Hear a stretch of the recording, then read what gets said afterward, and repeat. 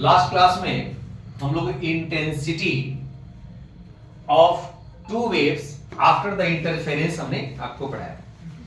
मैंने कहा था कि two waves are superimpose each other, then resulting progressive wave, मैंने दोनों वेव के मिलने के बाद एक जो नई वेव बनेगी उसके एम्पलीट्यूड का फॉर्मूला मैंने बताया, शायद याद होगा। A square equal to a1 square plus a2 square plus 2a1 a2 cos delta phi, cos del phi. Again हम लोग ये भी जानते हैं कि intensity of wave directly proportional to amplitude का square, directly proportional to amplitude का square. यदि मैं सब में k से मल्टीप्लाई कर दूं, यानी इसको मैं लिख दूं i equal to k square, यदि यहां होता k स्क्वायर तो i हो जाता, k a1 square equal to i1 हो जाता। ऐसा यदि करेंगे ये भी मैं आपको बता चुका हूं कि ये हो जाता i नेट, यानी सुपरपोजिशन के बाद एक नई वेव बनेगी। तो ये टॉपिक क्या था कि वाईडीएस एक्सपेरिमेंट में स्क्रीन पर जब वेव जाके मिल रहे थे, मैक्सिमा और मिनिमा मतलब ब्राइट और डार्क फ्रिंज बन रहे थे, कंस्ट्रक्टिव और डिस्ट्रक्टिव इंटरफेरेंसेज हो रहे थे, इसी कंटेंट के भी यहां बात कर रहा हूं। और मैं ये समझाना चाह रहा हूं कि जहां पर वेव की इंटेंसिटी बढ़ गई, इसका मतलब कि एक रिजल्टेंट एम्पलीट्यूड बढ़ गया, इंटेंसिटी घट गई मतलब एम्पलीट्यूड घट गया। यानी जहां पर कंस्ट्रक्टिव इंटरफेरेंस होगा वहां एम्पलीट्यूड बढ़ जाएगा, इंटेंसिटी, जहां डिस्ट्रक्टिव होगा वहां एम्पलीट्यूड इंटेंसिटी। यही टॉपिक था हम लोग और उसी कंटेंट पर आज हम लोग बात कर रहे हैं। तो हम लोगों ने लास्ट क्लास में एम्पलीट्यूड और इंटेंसिटी का फार्मूला बना के रखा था, मैं उसी पर आज बात कर रहा हूं, उसी को मैं ब्रीफ कर रहा हूं। I net is equal to i1 plus i2 plus 2 root i1 into root i2 cos del phi. ये इंटेंसिटी का फार्मूला। यहां तक मैंने मैक्सिमा वगैरह भी समझाया था कुछ, लेकिन आज इसी पर आगे मैं बढ़ूंगा। इसमें यदि मैं कहूं कि i1 क्या है तो याद करेंगे कि वाईडीएस एक्सपेरिमेंट में दो स्लिट्स थे, slit number 1 slit number 2, S1 and S2। यहां से लाइट इस स्क्रीन पर, यहां से भी लाइट गई होगी, यहां से भी लाइट जाके मिली होगी। जहां भी स्क्रीन पर लाइट मिली होगी, दो लाइट मिलकर यहां पर जो फ्रिंजेस बनाए होंगे, कंस्ट्रक्टिव डिस्ट्रक्टिव इंटरफेरेंसेज किए होंगे, यहां से निकली हुई लाइट की इंटेंसिटी i1 और यहां से निकली हुई लाइट की इंटेंसिटी, मैं इसकी बात कर रहा हूं। i1 फर्स्ट सोर्स से निकली हुई लाइट है और i2 कोई कंफ्यूजन? i1 i2 में तो कोई कंफ्यूजन नहीं। डेल्टा फाई क्या है?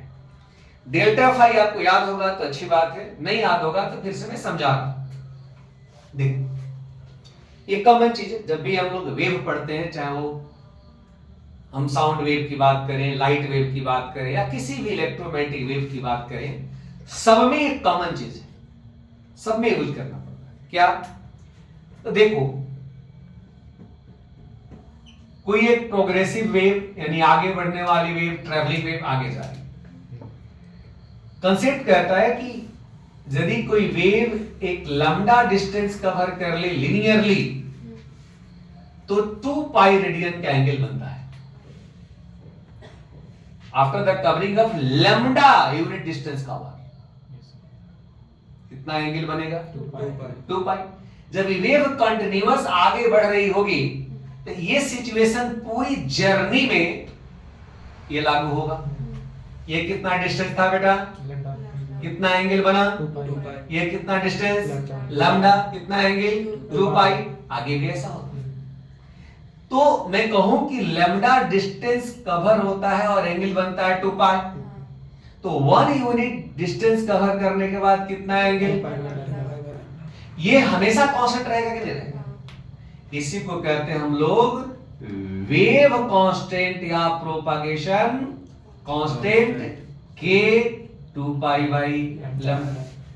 कोई प्रॉब्लम? एक कंसेप्ट। इस कॉन्सेप्ट के बाद हम आते हैं उस डेल्टा फाई के पास। एक वेव ये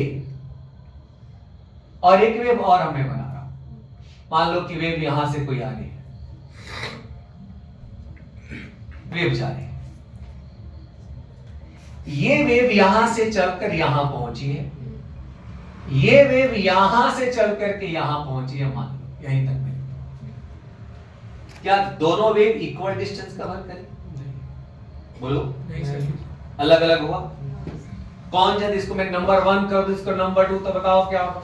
नंबर 1 ज्यादा रहेगा। नंबर 2 इसको कर दूं, नंबर 1 कर दूं, तो कौन ज्यादा होगा? तो यदि एक यूनिट डिस्टेंस कवर करने में कितना एंगल बना, यूनिट होगा रेडियन पर मीटर, यानी 1 मीटर में इतना 2 पाई रेडियन, ऐसा कंसेप्ट है। यदि मैं कहूं कि ये वेव x1 डिस्टेंस कवर करके यहां तक पहुंची और ये वेव x2 डिस्टेंस कवर करके यहां पहुंची, तो इसने कितना एंगल बनाया? phi1 equal to 2 pi by lambda into x1, unitary method. x2 है ना, हाँ, 2x2 phi2 लिखता हूं। यानी एक यूनिट लेंथ कवर करने के बाद यदि इतना एंगल बनता है, तो x2 कवर करने के बाद कितना एंगल बनेगा? मल्टीप्लाई करेंगे सिंपल। वैसे ही इस वेव की बात करें, ये कितना एंगल बनाएगा? phi1 equal to 2 pi by lambda x1, यानी इसको लिख सकते हैं kx2, इसको लिख सकते हैं kx1। कोई डाउट? दोनों वेव ने अपना अपना एंगल बनाया। एक फिक्स डिस्टेंस कवर करने में दोनों वेव डिस्टेंस कवर किया, आप कुछ कुछ एंगल बनाया। क्या एंगल इक्वल है कि एंगल में डिफरेंसेज होगा? यदि डिस्टेंस में अंतर है तो एंगल में भी अंतर होगा। डिस्टेंस के अंतर को कहते हैं पाथ डिफरेंस और एंगल के डिफरेंस बोलते हैं फेज डिफरेंस। ठीक, यदि हम कहें कि दोनों के बीच का एंगल का डिफरेंस क्या होगा, यानी phi2 minus phi1 equal to delta phi is what called phase difference. इसको क्या बोलेंगे हम? जो किसके बराबर हुआ? kx2 minus k into delta x equal to delta phi। यानी जो डेल्टा phi यहां पर है, ये फेज डिफरेंस है। यानी दो वेव चल करके कहीं, दो वेव जाकर कहीं मिलेगी तो एक कुछ एंगल बनाई, दूसरा जाकर एंगल बनाई, और दोनों एंगल में जो डिफरेंस से जाएगा उसका नाम क्या है? Phase difference. और डिपेंड करेगा पाथ डिफरेंस पर। कोई दिक्कत आपको? इसी से इसमें 2 पाई रेडियन का गैप है कि नहीं गैप? ये हम लोग को वेव को आगे यदि हम समझना चाह रहे हैं, पढ़ना चाह रहे हैं आगे कुछ भी, तो आज के टॉपिक जानने के लिए डेल्टा फाई का ये कॉन्सेप्ट फिर से रिमाइंड करना है, जो मैं इलेक्ट्रोमैग्नेटिक वेव के समय भी समझाया होगा, साउंड के टाइम में भी समझाया होगा। यानी जब भी वेव की बात हो और इसकी बात ना हो, ऐसा हो नहीं सकता। यदि मैथमेटिकल कैलकुलेशन की बात करते हैं, तो ये मैं पिछले दिन समझाया था फॉर्मूला, ये भी आज क्लियर हो गई? कोई प्रॉब्लम? अब आज के टॉपिक पर आगे बढ़ते हैं। वाइडेस्ट एक्सपेरिमेंट में जो स्क्रीन था, उस स्क्रीन पर मैक्सिमा मिनिमा बन रहा था। यदि तो कॉपी आपके सामने है, कॉपी आप पलट लेंगे, कॉपी पलट लेंगे आप सब। तो सेंटर पर मैक्सिमा बनाया होगा, याद करिए। पूरे एक्सपेरिमेंट में सेंटर पर कौन सा फ्रिंज बना? Maxima minima. मैक्सिमा मतलब ब्राइट फ्रिंज, मिनिमा मतलब डार्क फ्रिंज। यानी वाइडेस्ट एक्सपेरिमेंट में सेंटर पर मैक्सिमा बना है, मतलब ब्राइट फ्रिंज बना है। सेंटर पर ब्राइट, उसके बाद dark, then bright, dark bright, dark bright, दोनों तरफ। क्वेश्चन हम लोगों से पूछ दिया जाए कि what is the condition for maximas, यानी मैक्सिमा बनने की शर्त क्या है? कब कब मैक्सिमा बनेगा, दो वेव में क्या फेज डिफरेंस होना चाहिए जब मैक्सिमा बनेगा, क्या क्या फेज डिफरेंस होना चाहिए मैक्सिमा बनेगा, क्या क्या पाथ डिफरेंस होना चाहिए जब मैक्सिमा बनेगा। ये हमारा आज का टॉपिक है। कंडीशंस कंडीशंस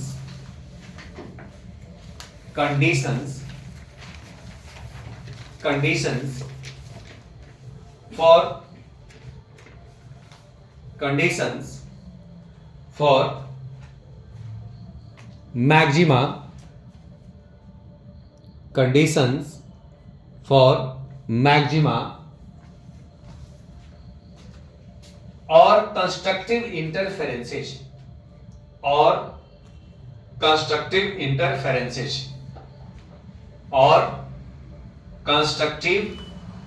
इंटरफेरेंसेस ब्रैकेट में लिखना ब्राइट फ्रिंज।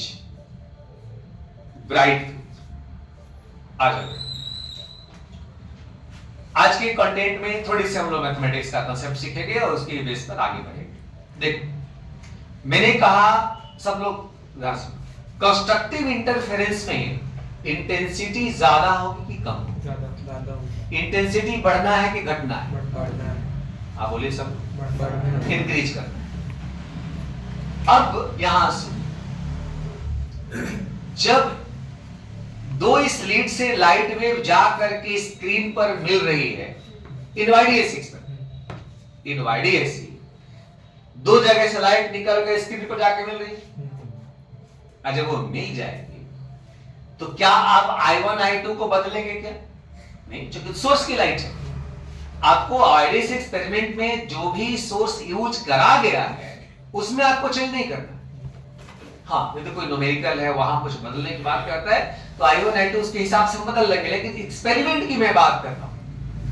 आपने एक सोर्स से दो सोर्स बनाया था S1 S2 से, तो दोनों से निकली हुई लाइट वेव की इंटेंसिटी I1 इंटेंसिटी, इस पर आपको कोई कमेंट अभी नहीं करना। यदि I1 I2 को मैं फिक्स कर दिया और मैं कहूं कि इसकी पूरी कैलकुलेशन करने के बाद Inet का वैल्यू मुझे ज्यादा मिलना चाहिए, हमको ज्यादा वैल्यू मिलना चाहिए, तो बताओ क्या होना चाहिए? मैथमेटिकली सोचेंगे तो I1 I2 पर डिपेंड हम नहीं किया तो फिर किसके बारे में सोचेंगे? Del cos delta phi, not only delta phi, cos delta phi calculation क्या होना चाहिए मैक्सिमम के लिए? यदि आप मैथमेटिक्स आपको पता होगा तो पता होगा कि इसकी मैक्सिमम वैल्यू +1 होती है, तो कॉस डेल्टा फाई का वैल्यू क्या होना चाहिए? 1 होना चाहिए। अब कॉस डेल्टा फाई का वैल्यू 1 होने के लिए डेल्टा फाई क्या होना चाहिए? This is the mathematical condition. ये हमारा सवाल है आज का। ठीक, नीचे देखिए। Since we know that since we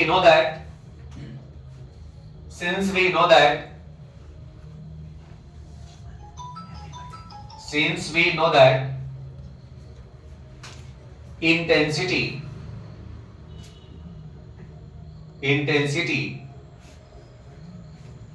of resulting wave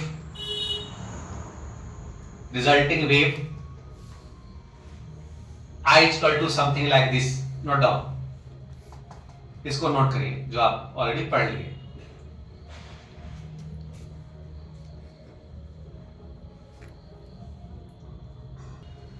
तो नोट डाउन करने के बाद अब मैथमेटिक्स में क्या करता है कि इसकी वैल्यू बड़ा होने के लिए for maxima, that means bright fringes, constructive interferences, cos del phi should be +1। cos del phi +1 का मतलब cos del phi cos 0, cos 2 pi, cos 4 pi, cos 6 pi, that's all। In each and every situation value cos phi is equal to 1। बोलो 2। Then del phi is equal to what? 0, 2 pi, 4 pi, 6 pi, 8 pi, इस तरह से यदि ये जो phase difference ये मिल जाए तो कैसा इंटरफेरेंस होगा? क्या बनेगा? मैक्सिमा बनेगा, ब्राइट फेज बनेगा, राइट? ये मैथमेटिक्स को लगता है कि आपको दिक्कत नहीं होना चाहिए। इस फार्मूला के हिसाब से हमने सोचा और इसको हमने लिख ला। क्लियर? चल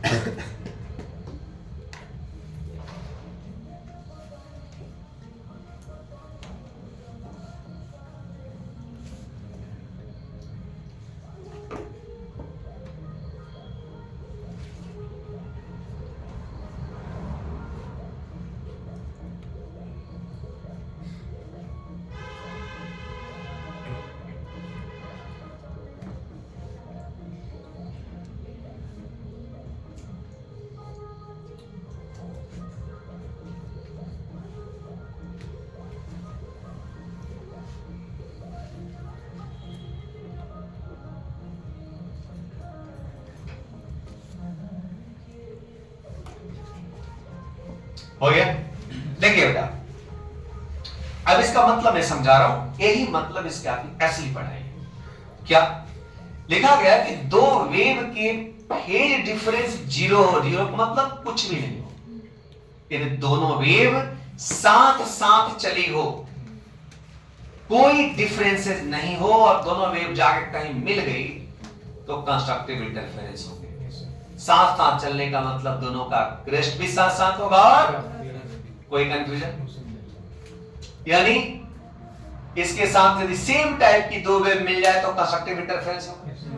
सेकंड, कितना होना चाहिए फेज? 2 पाई। इस वेव और इस वेव को देखिए, दोनों में कितना का गैप है? 2 पाई का, राइट? यदि यहां पर आया तो फिर यहां से वैसे ही शुरू होगा जैसा पहला है।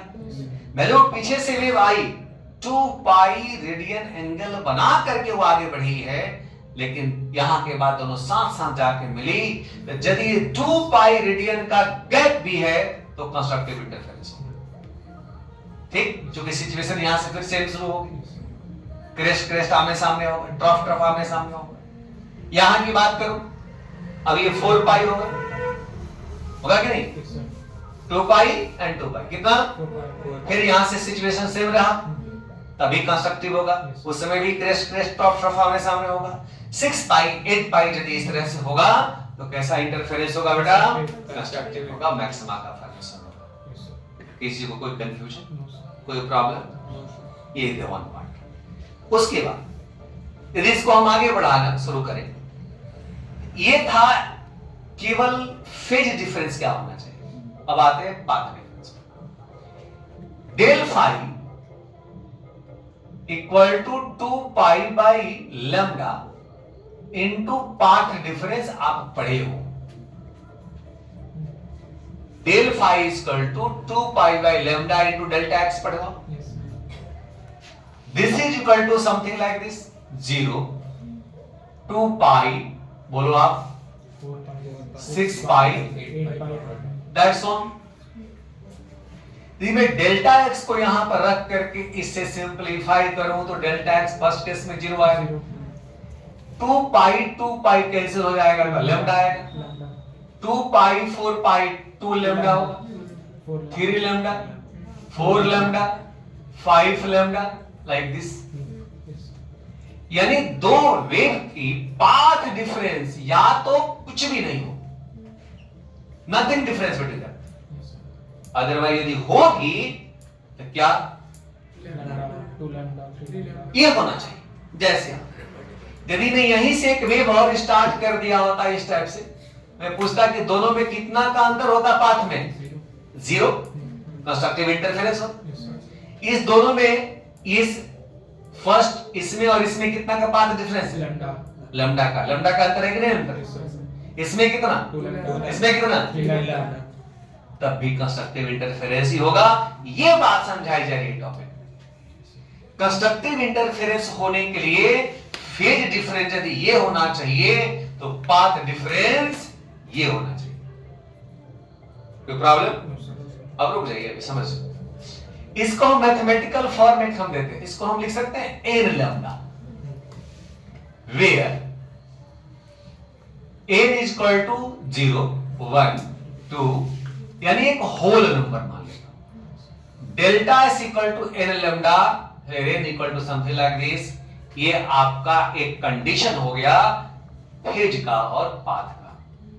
कभी भी एक 12th स्टडिंग स्टूडेंट को ये हमेशा दिमाग में रखना है, वेव की स्टडी में कि दो वेव जाकर सुपर इंपोज होगा और कंस्ट्रक्टिव इंटरफेरेंस होगा। तो कंस्ट्रक्टिव इंटरफेरेंस के लिए पाथ डिफरेंस ये होना चाहिए और फेज डिफरेंस एकदम जुबान, राइट? ठीक है, नोट करिए। तो मैक्सिमा और मिनिमा ये दो कंडीशन हमारे सामने थे। अब यदि मैं इंटेंसिटी का फॉर्मूला इस केस का मैं लिखूं तब क्या लिख सकता हूं? आ जाओ, फॉर्मूला देखो। I maximum equal to I1 plus I2 two root I1 root into 1। कोई प्रॉब्लम? चल, ये 2 रूट I1 I2 देख करके मुझे लालच थोड़ा आ गया। क्या है कि मैं यदि इसको रूट I1 का स्क्वायर कर दूं, रूट I2 का मैं स्क्वायर कर दूं, तो देखो ये क्या मिल जाए। ये हाँ, जूनियर क्लास की याद आ जाएगा। क्या? A square plus B square plus क्या मिला बेटा? रूट I1 प्लस रूट, यानी a प्लस बी का, यानी आई नेट का फॉर्मूला मैक्सिमा के लिए, यानी हम नेट में लिखते हैं, हम मैक्स लिखते हैं, मैक्सिमा मुझे मिल गया। इसको भी यहीं पर सामने रख लेंगे, इसको भी कंप्लीट कर लेंगे। ये मैक्सिमा की कंसेप्ट है। अब हम लोग, आप इंटेंसिटी समझ गए, अब हम लोग आते हैं डिस्ट्रक्टिव इंटरफेरेंस। मिनिमा की बात करते हैं, डार्क फेज की बात करते हैं। लिखिए, कंडीशंस फॉर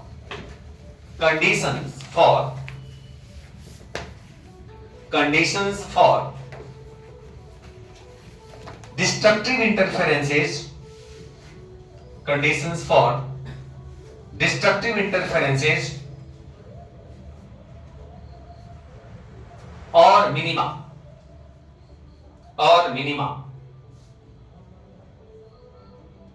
यदि जो पिछले क्लास में एब्सेंट हो गए वो YDAC लिख देंगे, इन YDAC, क्योंकि पता रहे कि हम YDAC की भी हम बात कर रहे हैं। इन YDAC। अच्छा देखो बेटा, इंटेंसिटी का फॉर्मूला एक बार आप लोग बताओ। I1 plus I1 into cos. मैं यदि पूछूं कि बेटा इसकी वैल्यू कम मिले, सबसे कम मिले, उस समय कॉस डेल फाई का वैल्यू क्या होना चाहिए? माइनस होना चाहिए, right? For minima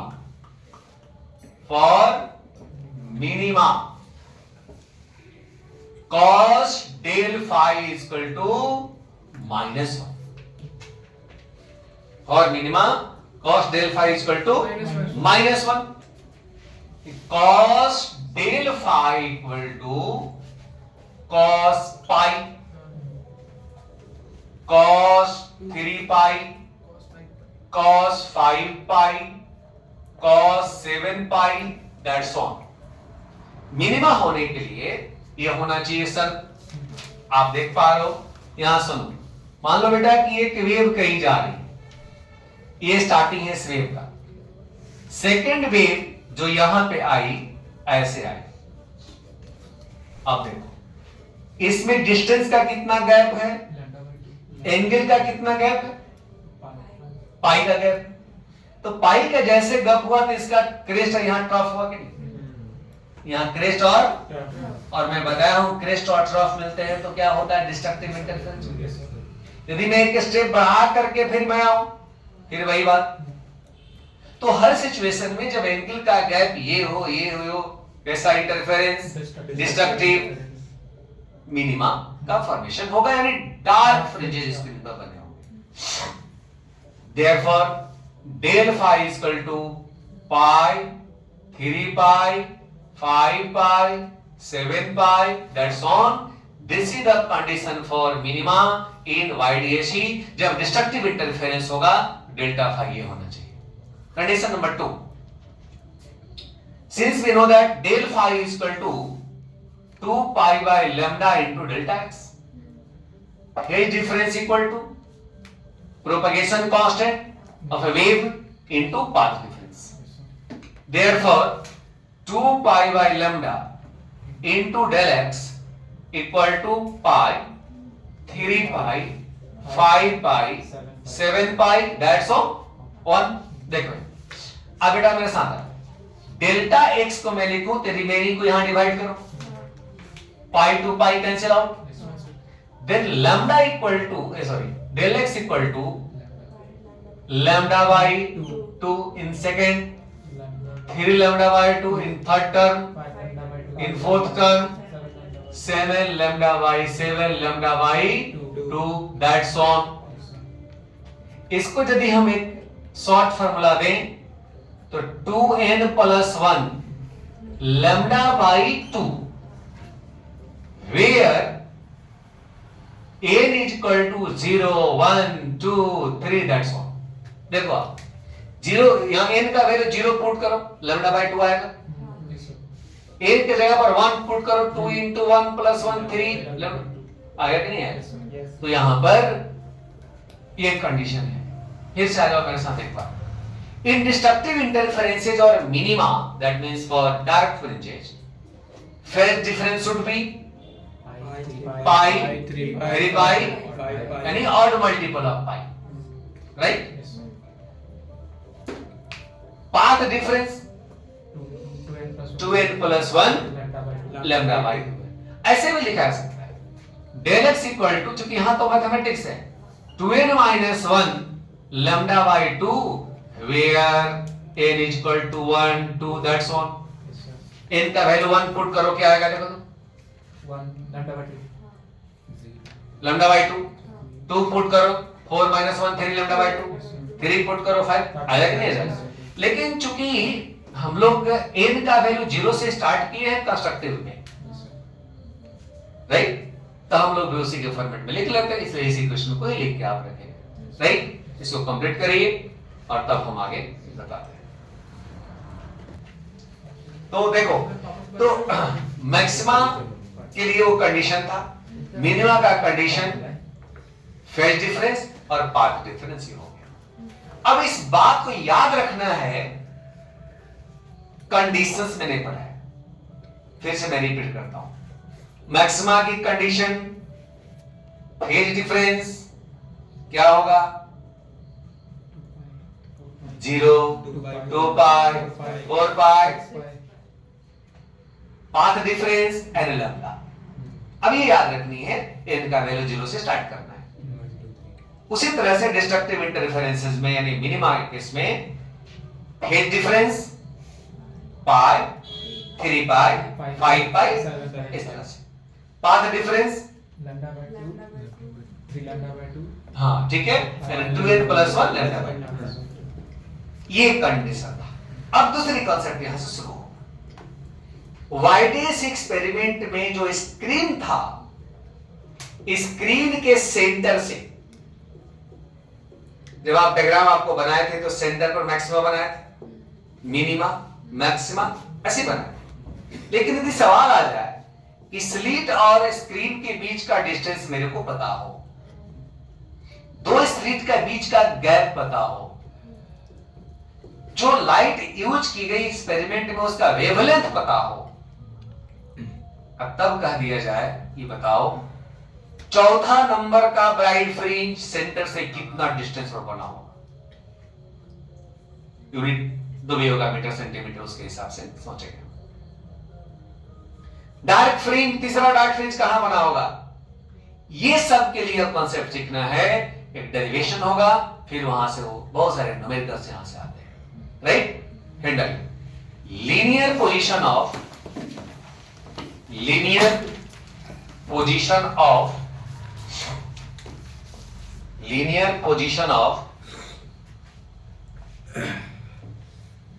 maxima and minima, maxima and minima on the screen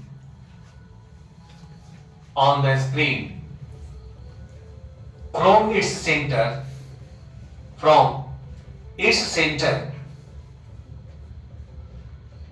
in YDSE यानी यंग्स डबल स्लिट एक्सपेरिमेंट, इसमें हमको सीखना है। डन, समझिएगा, बहुत इंपॉर्टेंट कंसेप्ट आपको मैं सिखा रहा हूं। ये स्क्रीन है बेटा, स्क्रीन आप चाहेंगे तो इसको हाईलाइट कर सकते हैं, मोटा कर सकते हैं, इस पर ओवरलैप कर सकते हैं, यानी डार्क कर सकते हैं। स्क्रीन है ये, ओके। स्लिट्स,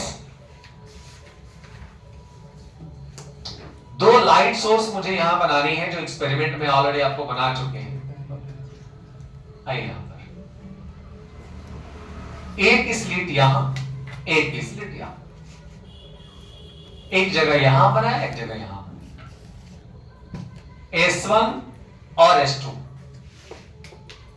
दोनों ही, S1 S2 के बीच की जो सेपरेशन है मैंने इसको स्मॉल d एज्यूम कर लिया। स्लिट और यह है स्क्रीन, दोनों के बीच के सेपरेशन को मैंने कैपिटल D मान लिया।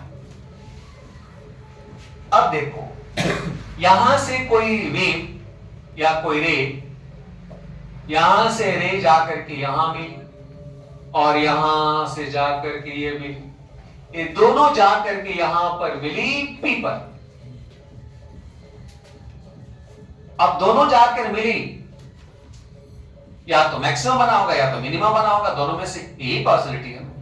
यदि हम प्रोबेबिलिटी की बात करें तो क्या होगा, 1/2 मैक्सिमम और राइट। हम ऐसे भी दिखा सकते हैं, हम ऐसे भी दिखा सकते हैं कि वेव ऐसे गई होगी, इसको भी दिखा सकते हैं, ऐसे जाके मिली, हम समझा सकते। लेकिन यदि आप गौर से देखोगे तो डिस्टेंस, यदि मैं इसको x1 मान लूं और इसको x2 मान लूं, कौन ज्यादा डिस्टेंस कवर किया होगा, x2। क्या दोनों का पाथ सेम है, सॉरी दोनों का पाथ का डिफरेंस 0 है कि कुछ है, दोनों का डिस्टेंस बराबर है कि अलग अलग है। साफ देखने से पता चलता है कि S1 से लाइट जो गई होगी और S2 से गई होगी, उसमें S2 से लाइट ज्यादा डिस्टेंस कवर करी होगी, यानी कुछ पाथ डिफरेंस आने का चांस होगा। तो हम जो आगे डायग्राम और आगे प्रोसीड करेंगे, हम पाथ डिफरेंस निकालने की भी बात करेंगे। यहां से हम पाथ डिफरेंस का एक फार्मूला निकालेंगे, जो फार्मूला आएगा उसको पाथ डिफरेंस मैक्सिमा का, पाथ डिफरेंस मिनिमा का जो निकाल कर रखवा चुके हैं उसके साथ कंपेयर कर देंगे, तो इंडिविजुअली फार्मूला आ जाएगा। कंसेप्ट समझ में आ रही है सबको? आगे सुनिए, स्क्रीन का सेंटर है ये और ये है O। यहां से मैं इसको मिला दूं, यहां से मैं इसको मिला दूं, इस पॉइंट को A लिख दूं, इस पॉइंट को B। तो A से O का distance D/2, am I right? और ये भी डिस्टेंस D/2। कोई दिक्कत बेटा नहीं। अब हम आगे कैसे इसको प्रोसीड करने जा रहे हैं, सुनिए। PAS1 एक राइट ट्रायंगल बनते हुए दिख रहा हो, यदि ये साइड यहां से यहां तक, यदि इस ट्रायंगल में सेंटर से इस डिस्टेंस को यदि बेटा मैं YN मान लूं, YN, N फॉर nth, तो P से A की डिस्टेंस YN माइनस D/2 होगा, और P से B का डिस्टेंस कितना होगा आप लोग देख के बता सकते हो, YN plus D/2। Any problem, कोई दिक्कत? तो पहले आप इस डायग्राम को बढ़िया अच्छे से बना लीजिए, फिर हम इसको डिराइव कर रहे हैं, ठीक है ना। डायग्राम साफ सुथरा बनाइए, अच्छे से इसको बनाइए। अब यहां पे हम क्या करेंगे कि हमको यहां सबसे पहले पाथ डिफरेंस निकालेंगे। कैसे निकालेंगे मैं एक रीजन आपको समझा रहा हूं। ट्रायंगल PAS1 में मैं लिखूं कि in triangle PAS1 S1 P square according to Pythagoras, according to Pythagoras S1 P square equal to S1 A square plus AP square या PA स्क्वायर। कोई डाउट बेटा? Okay. x1 square equal to S1 D है, देखो यहां तो मैं लिख दिया D स्क्वायर, और A से P की distance yn minus d/2, yn minus d/2 का होल स्क्वायर। अब आप मेरे साथ यहां ध्यान दें कि कैसे मैं इसको प्रोसीड कर रहा हूं। x1 स्क्वायर, इसमें से d स्क्वायर को मैं बाहर निकाल रहा हूं, यहां पर बचा 1, और चूंकि यहां पर नहीं था तो इसको हाँ वेरी गुड डिवाइड कर देंगे यहां पर d स्क्वायर यहां पर, इसका स्क्वायर ऑलरेडी जो था सो। अब यहां से बेटा देख स्क्वायर हटाएंगे, जैसे स्क्वायर हटाएंगे तो इस पर रूट चढ़ जाएगा, ये रूट का हो जाएगा d, लेकिन जो ब्रैकेट के अंदर है 1 प्लस yn माइनस d/2 का whole square by d square, ये उसके पावर रूट रहेगा, रूट का मतलब पावर 1/2। स्टेप को समझिएगा। एक्सपेरिमेंटली या मैथमेटिकली कैलकुलेशन करने के बाद इस पूरे होल का वैल्यू, चूंकि अपने आप में ही छोटा है, मिलीमीटर सेंटीमीटर इस टाइप का ऐसे दिया रहता है, अब उसको स्क्वायर कर देंगे और छोटा हो जाएगा, ठीक। कहता है कि इसको पूरी सॉल्यूशन करने के बाद इसके वैल्यू मोर देन 1 हो, लेस देन 1 हो, जहां लेस देन 1 हो तो 1 plus x to the power n, x is less than 1 plus nx according to binomial, तो यहां बगल में लिख लेंगे अकॉर्डिंग टू बाइनोमियल थ्योरम। तो बाइनोमियल यहां जैसे लगाएंगे तो ये मिलेगा d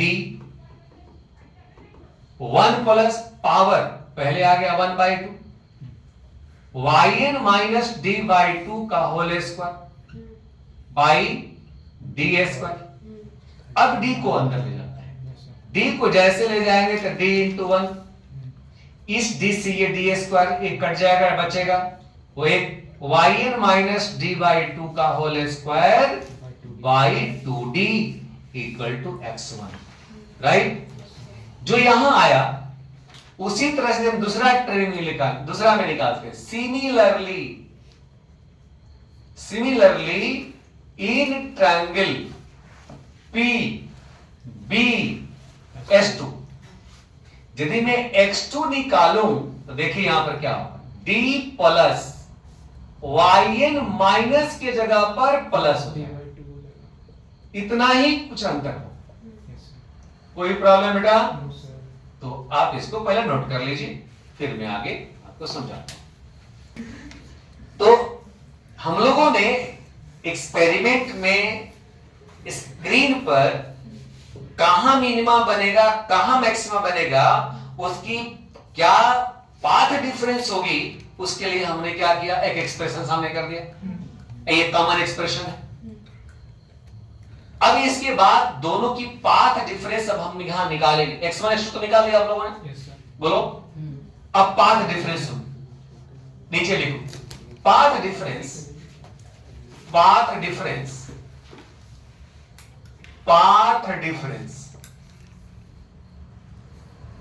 del x equal to x2 minus x1, path difference del x equal to x2 minus x1, x2 की जगह पर x2 का वैल्यू पुट करिए, d plus yn plus d/2 the whole square by 2d minus x1 का value put करेंगे तो d minus yn minus D by two का whole square by 2d। इस d से d कैंसिल होगा, 2d LCM ले लो आप।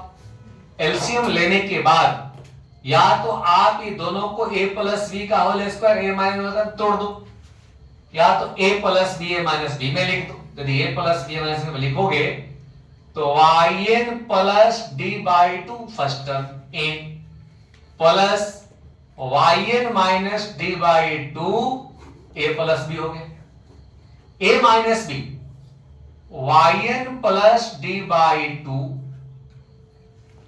Minus yn plus D by two, D by two cancel, yn cancel, 2yn into D by two मिलकर के D और नीचे 2d cancel out, del x equal to yn D by capital D. ये आपका path difference finally हम लोग निकाल लिए। यदि हम वाईडीएस एक्सपेरिमेंट में जो भी स्क्रीन पर मैक्सिमा मिनिमा बना होगा उसका पाथ डिफरेंस ये होगा, राइट। और इसको फाइनल कर देते हैं, ध्यान दीजिए। देखो बेटा, सुनो, एक मिनट सुन लो, आप अच्छे से समझ लो। अब यदि हम बात करें लीनियर पोजीशन ऑफ मैक्सिमा, क्या बात कर रहा हूं मैं?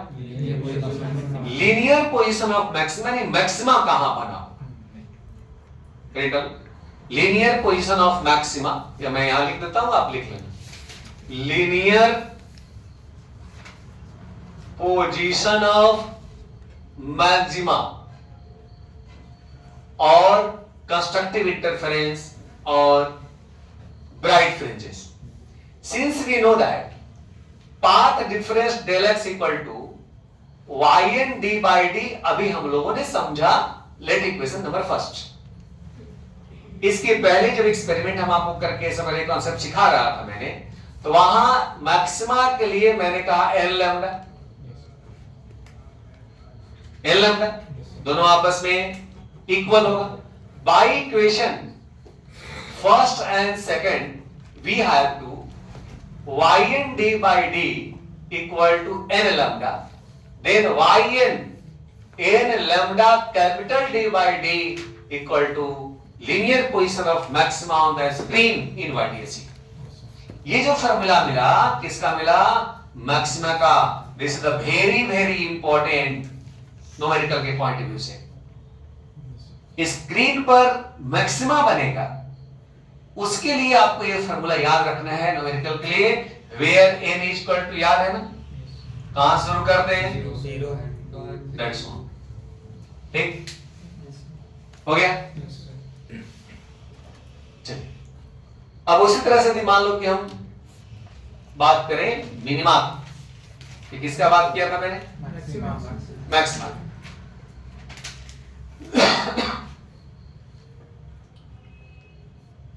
हो गया, आगे बढ़े। चल, लिख लियो अपने। चल, linear position of minima, linear position of minima, linear position of since del x equal to, अभी फॉर्मूला क्या पड़ेगा बेटा? yn d by d, equation number 1। Again we know that del s equal to 2n plus 1 lambda by 2, equation number 2 by equation first and second, by equation number 1 and equation number 2 yn small d by capital D 2n plus 1 lambda by 2, yn is equal to 2n plus 1 lambda capital D by 2 into a small d। Any confusion? No. Any problem? This is the linear position of minima on the screen in YDSC। दोनों ही minima maxima का जो formula है YDSC में एकदम जुबान पर रखना है। यहां भी n का वैल्यू क्या हो? n is equal to 0 1 2 that's all। और एकदम याद रखिए, यहां से सवाल कंपटीशन हो, जेई हो, नीट हो, बोर्ड में भी न्यूमेरिकल मिलेंगे, तो यह सब कंसेप्ट का यूज होगा। नेक्स्ट लेक्चर में इसका हम सारा डिटेल सवाल जो भी हमसे मिलेगा, जो भी आपका क्वेश्चन होगा, और हम लोग दो फ्रिंज के बीच का डिस्टेंस पढ़ेंगे। इंपॉर्टेंट पॉइंट अगले दिन का क्या होगा कि दो fringe, maxima minima, maxima minima, तो दो मैक्सिमा या दो मिनिमा के बीच का गैप क्या होगा, इसको फ्रिंज वीव।